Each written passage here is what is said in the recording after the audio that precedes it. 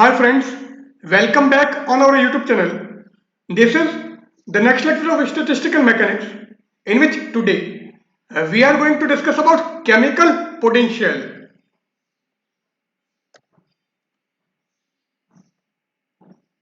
In the current lecture, we will discuss about chemical potential in thermodynamics, chemical potential of an ideal gas, conservation of particle number and the chemical equilibrium. So these four topics we will discuss in our current lecture of chemical potential. So chemical potential. Now first of all chemical potential in thermodynamics.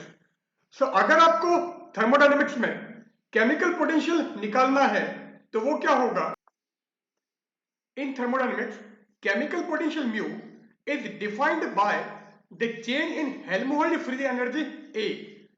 So Helmholtz free energy A में जो change होगा उसको हम chemical potential mu कहेंगे. Now D A equal to minus P D V minus S D T plus mu D N. So this is the change in Helmholtz free energy A. Here dn is the change in particle number n at constant volume V and constant temperature T. So अगर volume and temperature हमारा constant है उस case में particle number n में जो change है उसको हमने dn कहा है. Since Helmholtz free energy A equal to U minus Ts, so if we differentiate this, then dA equal to du minus TdS minus S dt, because d equal to du minus, अब ts का आप differential करोगे u into V method use करके. So पहले t हमारा constant, s का differential ds plus s constant and t का differential dt. So d equal to du minus tds minus s dt, और यही हमने यहां पर लिखा है. Now if we determine the value of du, तो इसको आप लेफ्ट में ट्रांसफर कर दो. So du equal to da plus tds plus s dt. Now the value of da is actually minus pdv minus s dt plus mu dn. तो इस da की जगह आप ये पुट कर दो. So du equal to minus pdv minus s dt plus mu dn plus tds plus s dt. Now ये s dt और ये s dt कैंसिल हो जाएगा. सो du क्या बच जाएगा? du equal to minus P D V plus T D S plus mu D N. So this is the change in internal energy. So internal energy u में change आ जाएगा. du equal to minus P D V plus T D S plus mu D N. And this is actually more general form of first law of thermodynamics. So first law of thermodynamics हमने पढ़ा हुआ है, उसका अगर हम general form लें, so general form of first law of thermodynamics is du equal to minus P D V plus T D S plus mu D N. Now Gibbs free energy. Gibbs free energy is represented by G, and G equal to A plus PV. Here P is pressure, V is volume, and A is Helmholtz free energy. So Gibbs free energy G equal to A plus PV. Now if we differentiate it, then dG equal to dA and PV का differential U into V method use करके करोगे. So PdV plus VdP. So dG equal to dA plus PdV plus VdP.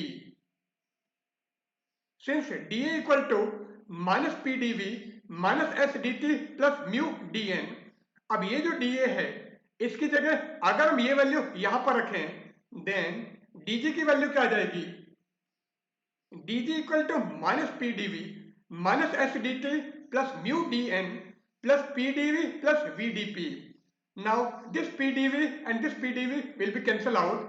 So dg equal to minus s dt plus mu dn plus v dp. So dg equal to v dp minus s dt plus mu dn. So Gibbs free energy में change dg की value को ये मिल जाएगी. अब अगर यहां से म्यू की वैल्यू निकालें, so mu equal to del G upon del N at constant pressure and constant temperature. So mu equal to del G by del N at constant pressure and temperature. So mu की value in terms of Gibbs free energy हमको ये मिलेगी. And अगर हम Helmholtz free energy एक ही terms में mu की value निकालें, so mu equal to del A upon del N at constant volume and constant temperature. So mu equal to del A upon del N at constant V and T. Also, internal energy du equal to minus PdV plus TdS plus mu dn. और अगर आपको इस फॉर्मूले से mu की value निकालनी है, तो mu equal to del U by del n at constant volume and constant entropy. So mu equal to del u by del n at constant volume and constant entropy. So mu equal to del g by del n at constant p and t. Mu equal to del a by del n at constant v and t. And mu equal to del u by del n at constant v and s. So these are different formulas for mu.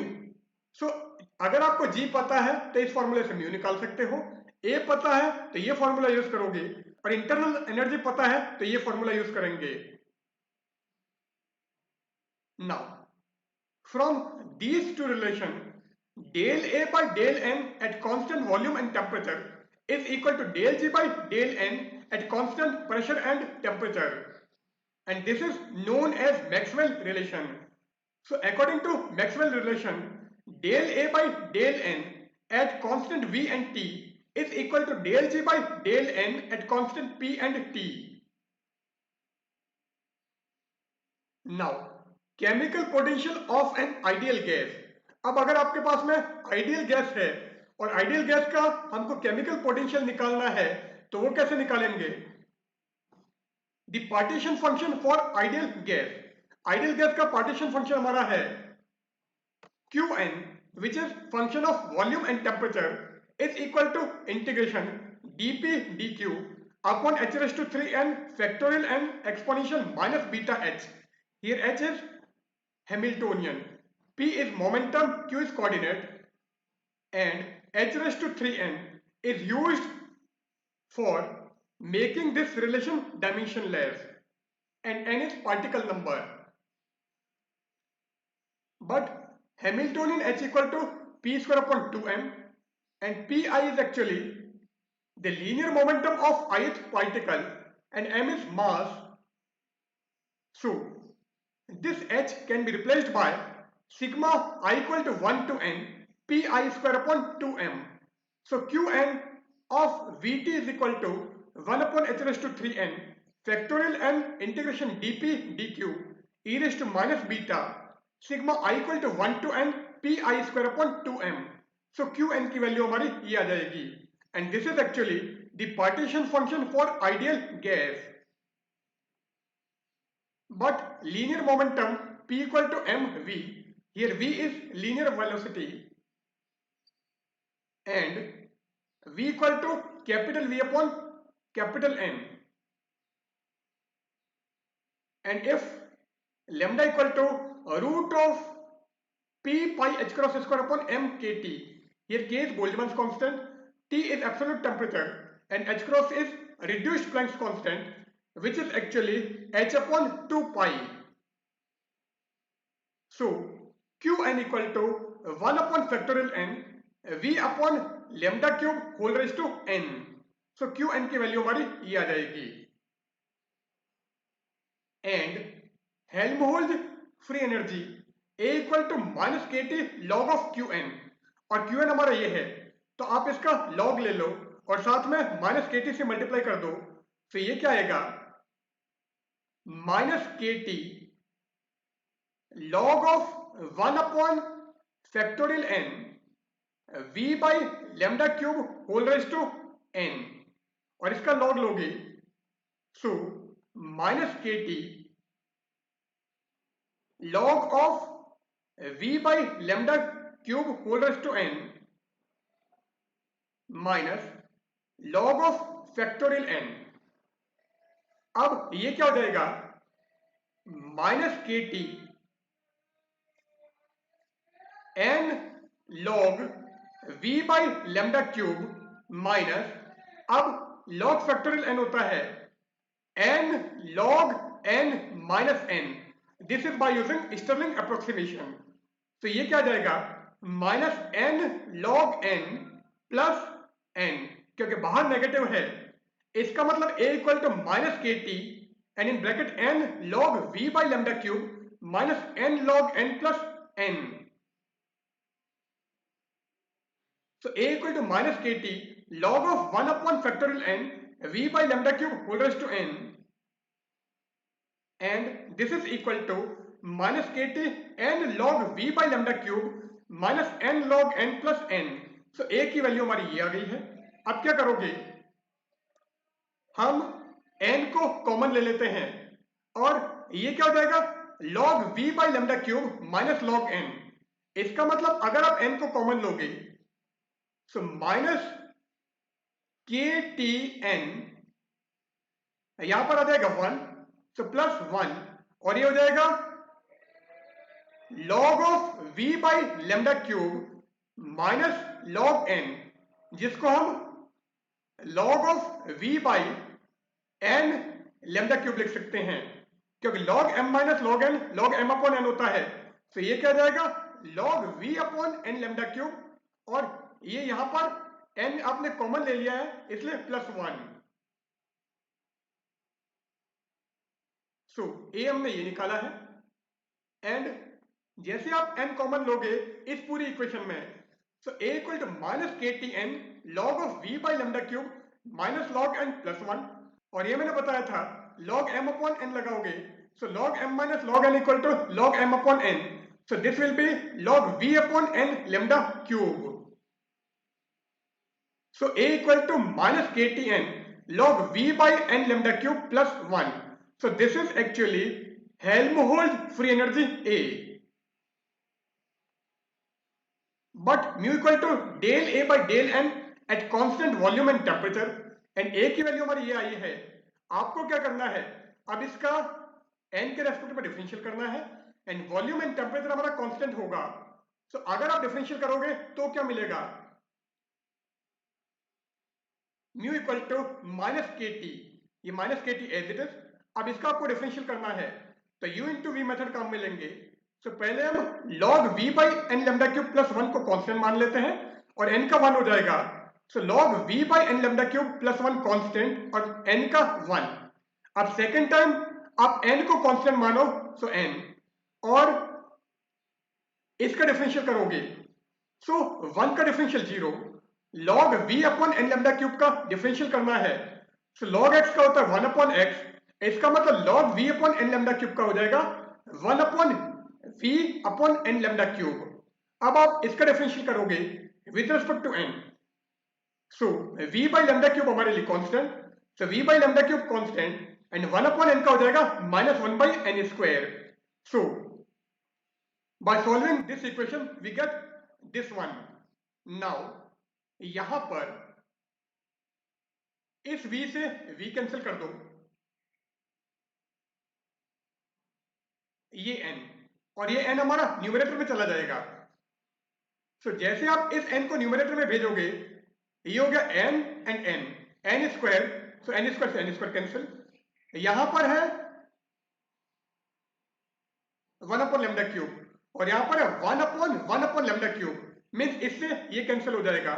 So simply यहां पर क्या मिलेगा, -1, और ये 1 भी इस 1 से cancel हो जाएगा। सो अगर आप इसको सॉल्व करोगे तो सिंपली हमको mu equal to minus K T log of v upon N lambda cube मिलेगा। नाउ यहां पर इस v से v कैंसिल करो, लैम्डा क्यूब से लैम्डा क्यूब कैंसिल करो, एक n से n कैंसिल करो, तो यहां पर क्या बचेगा -1/n। अब n से भी n कैंसिल कर दो तो ये हो गया हमारा -1 और ये +1, सो 1 से 1 कैंसिल हो गया, so mu equal to -kt log of v/n lambda cube. So mu की वैल्यू हमको ये मिलेगी, so mu equal to minus kt log of v/n lambda cube. So this is the chemical potential। और इस negative को हम power में ले जाते हैं क्योंकि n log n equal to log n raise to n होता है, से माइनस हमारा log की वजह से पावर में चला जाएगा, तो ये क्या हो गया log v/n lambda cube whole power -1। It means ये क्या हो जाएगा log of n lambda cube upon v। So mu equal to kt log of n lambda cube upon v। So this is the value of mu। But density n equal to capital N upon v। So n by v को हम density लिख देते हैं जो कि हमारा small n है। So mu equal to kt log of lambda cube into n, and this case Boltzmann's constant T is absolute temperature and this log is actually natural log, so mu equal to kt log of lambda cube into small n। So mu equal to kt log lambda cube into small n, so mu की value हमको ये मिल गई। Now conservation of particle number. अब conservation of particle number कैसे करेंगे, if 1 and 2 refers to particle and antiparticle, then in equilibrium the effective Hamiltonian in the grand canonical ensemble। So अगर 1 हम पार्टिकल के लिए and 2 एंटी पार्टिकल के लिए use करते हैं, then इक्विलिब्रियम में ग्रांड कैनोनिकल एंसेंबल में इफेक्टिव हैमिल्टोनियन क्या जाएगा h equal to h1 plus h2 minus mu into n1 minus n2। So these are the number of particle and these are the number of antiparticle, and this is the Hamiltonian corresponding to particle and this is the Hamiltonian corresponding to antiparticle according to the conservation for a system। So system के लिए अगर हम conservation law लें तो क्या होगा, n1 minus n2 is always constant। Here n1 is number of particle and n2 is number of antiparticle। So for a system according to conservation n1 minus n2 is always constant, means the number of particle minus number of antiparticle always remain constant। Here n1 is number of particle in a system and n2 is number of antiparticle in a system। Now grand partition function is r equal to sigma n equal to 0 to infinity z raised to n qn, and qn is the function of v and t। So grand partition function r हमारा ये था and this r is actually the function of z, v and t, and qn is actually the partition function in canonical ensemble। So r equal to sigma n1 equal to 0 to infinity, sigma n2 equal to 0 to infinity z raised to n1 qn1, and qn1 is the function of v1 and t into z raised to n2 qn2, and qn2 is a function of v2 and t। Now r की value हमने ये निकाली है, since qn that is the partition function is equal to integration dp dq upon h raised to 3n factorial n e raised to minus beta h। So qn vt हमारा ये होता है and h equal to h1 plus h2 minus mu into n1 minus n2। So h की value हमने ये निकाली थी। अब हम यहां पर h की जगह h1 plus h2 minus mu into n1 minus n2 रखेंगे। So जैसे आप इसके अंदर सारी वैल्यूज रखते हो, sigma n1 equal to 0 to infinity, sigma n2 equal to 0 to infinity, Z raise to n1, Q n1 क्या हो जाएगा, integration dp1 dq1 upon h raise to 3n1 factorial n1 e raise to minus beta h1 into Z raise to n2 और Q n2 क्या हो जाएगा, integration dp2 dq2 divided by h raise to 3n2 factorial n2 e raise to minus beta h2। तो जब Q n1 है तब हमने h1 use किया है और क्यू n2 है तब h2 यूज किया है। अब बचा हुआ वैल्यू क्या है, e raise to minus beta minus mu into n1 minus n2। So ये क्या हो जाएगा, e raise to beta mu into n1 minus n2। सो r की वैल्यू हमको ये मिल जाएगी। Now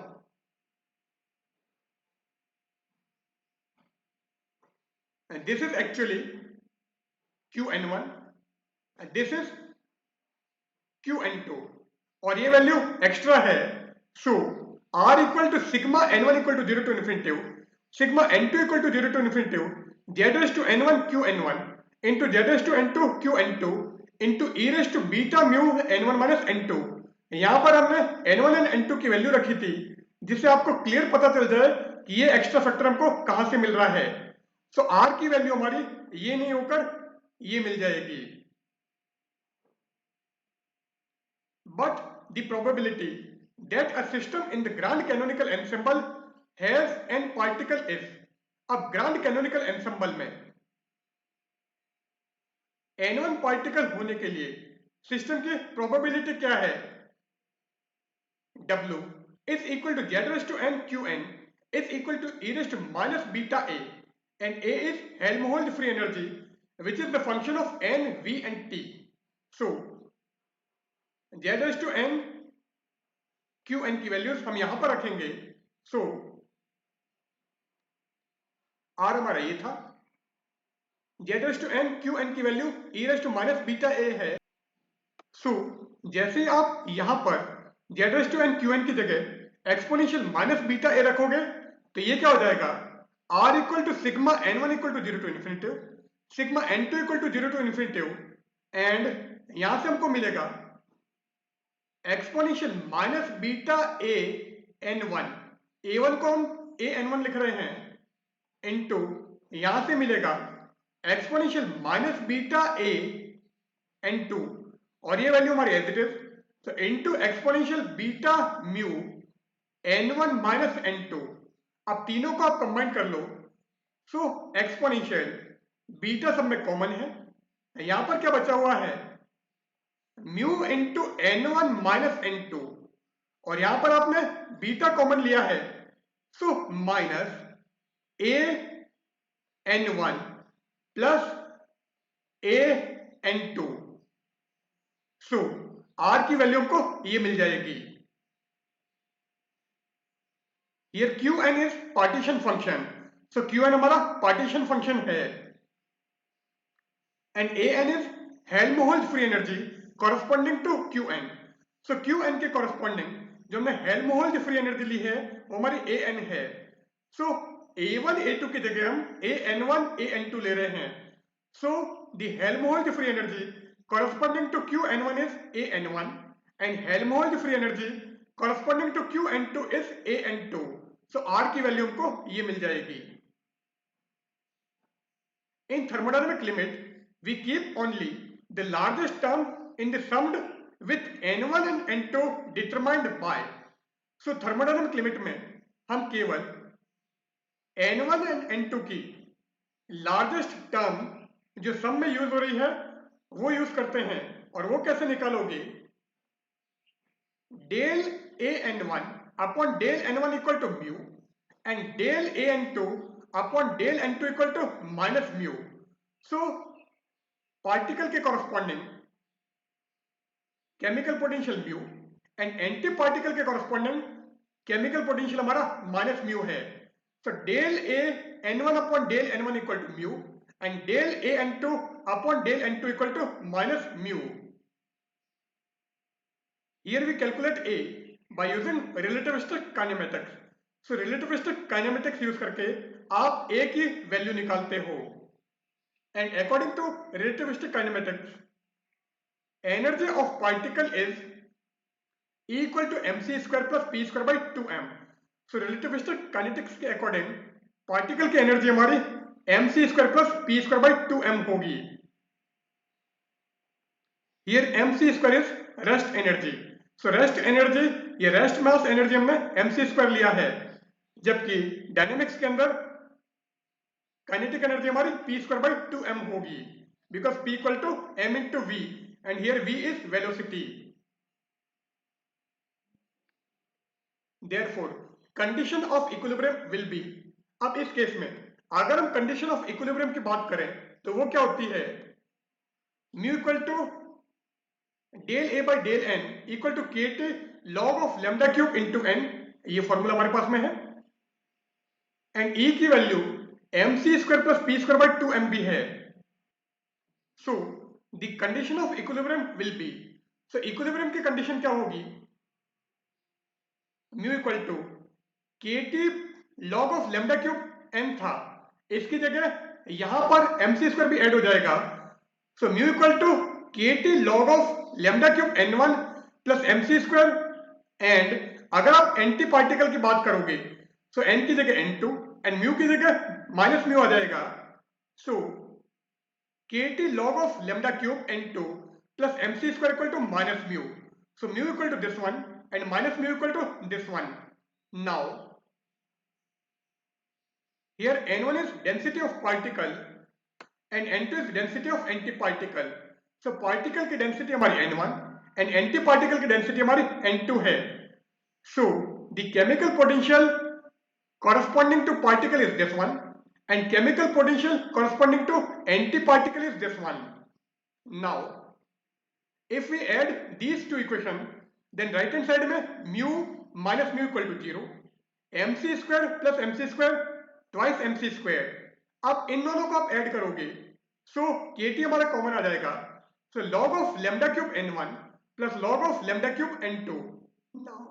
now log m plus log n equal to log m into n, so this will be log of lambda cube n1 into lambda cube n2।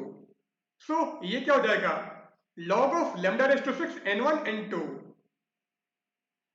so kt log of lambda raised to 6 n1 n2 plus twice mc square equal to 0। now इस mc square को आप right hand side में ले जाओ और kt को नीचे ले आओ, so log of lambda raised to 6 n1 n2 equal to minus mc square upon kt। so lambda raised to 6 n1 n2 equal to exponential minus 2mc square upon kt, क्योंकि log of lambda raised to 6 n1 n2 equal to minus 2mc square upon kt था। अब इस log को हटाने के लिए दोनों side में आप एक्सपोनेंशियल लोगे, so lambda raised to 6 n1 n2 equal to exponential minus mc square upon kt, because log base n and exponential will be 1। सो जैसे आप एक्सपोनेंशियल लोगे log से एक्सपोनेंशियल कैंसिल हो जाएगा, सो सिंपली हमको यहां पर lambda raised to 6 n1 n2 मिलेगा। सो lambda raised to 6 n1 n2 equal to e raised to minus mc square upon kt at t equal to 6 into 10 to the power 9 kelvin. सो अगर temperature की value 6 into 10 to the power 9 kelvin है तो क्या होगा, mc square for electron is equal to 200 times of mc square for proton. तो electron के लिए जो mc स्क्वायर है वो प्रोटॉन के लिए जो mc स्क्वायर है उसका 200 टाइम्स होता है। therefore exponential minus 2mc square upon kt tends to 0। so at this temperature the value of exponential minus 2mc square kt tends to 0 or very small। therefore n1 or n2 is not essentially 0। so we ignore antiparticle when kt is very much less than mc square। so अगर mc square की value kt के comparison में बहुत ज्यादा है या temperature की value बहुत हाई है, then in that case we ignore antiparticle. So उस केस में आप एंटीपार्टिकल को कंसिडर नहीं करोगे, उस केस में केवल हम पार्टिकल को कंसिडर करेंगे। Now Next point is chemical equilibrium. So this is our last point of today's lecture. Consider a chemical reaction in which a group of particles x1, x2 participate and provide a group of particles y1, y2 और vice versa. So हम एक ऐसी chemical reaction consider करते हैं जिसमें x1, x2, x3 participate करके एक नए ग्रुप ऑफ पार्टिकल्स प्रोवाइड करते हैं जो कि हमारे y1, y2, y3 एटसेट्रा हैं, या फिर ये पार्टिकल रिएक्शन में पार्टिसिपेट करके ये पार्टिकल्स प्रोवाइड करते हैं. So in this case chemical reaction will be a1x1 plus a2x2 plus and so on gives b1y1 plus b2y2 plus and so on. This is actually this symbol which represents that this reaction is in chemical equilibrium. So ये जो हमारी equation है ये हमारी chemical equilibrium में है, इसलिए actual में ये जो सिंबल है ये हमारा ये है. Here AI is stoichiometric coefficient. For convenience, x and y are replaced by x and bi equal to minus AI. So convenience के लिए हम y को x से रिप्लेस कर देते हैं और bi को माइनस ai से रिप्लेस करोगे. सो ये क्या हो जाएंगे माइनस a1x1 माइनस a2x2. सो सारे हम लेफ्ट में ले लेते हैं. It means sigma i equal to 1 to k ai xi equal to 0. So जैसे आप y को x से रिप्लेस करोगे and bi equal to minus ai रखोगे, तो ये जो हमारी रिएक्शन है ये हमारी इस फॉर्म में चेंज हो जाएगी. So sigma i equal to 1 to k ai xi equal to 0 and here ai is actually stoichiometric coefficient from conservation law. अब कंजर्वेशन लॉ अगर अप्लाई करोगे then dn1 upon a1 equal to dn2 upon a2 is equal to dnk upon ak. Here dni is the increase in the number of particles of ith type. So ith type के जो particle हैं उसके number में जो increment है वो हमने dni लिया है and dni upon ai is independent of I. So dni upon ai हमारा I पर डिपेंड नहीं करता है. So dni upon ai equal to dn और अगर इसको क्रॉस मल्टीप्लाई करोगे so dni equal to ai into dn. So dni equal to ai into dn.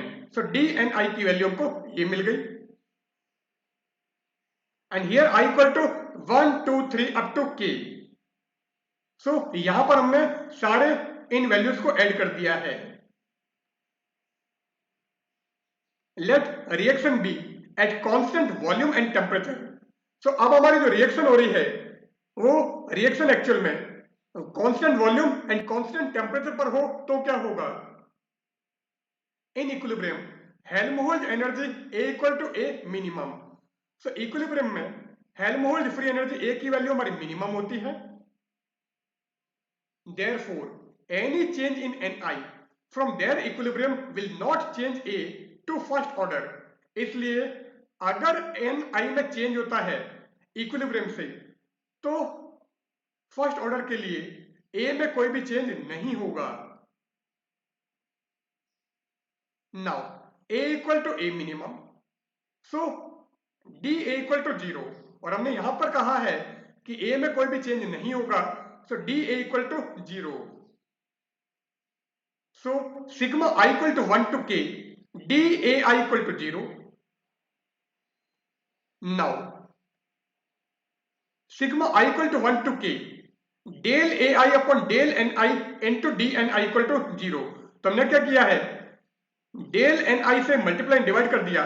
So sigma I equal to 1 to k del AI upon del Ni dNi equal to 0.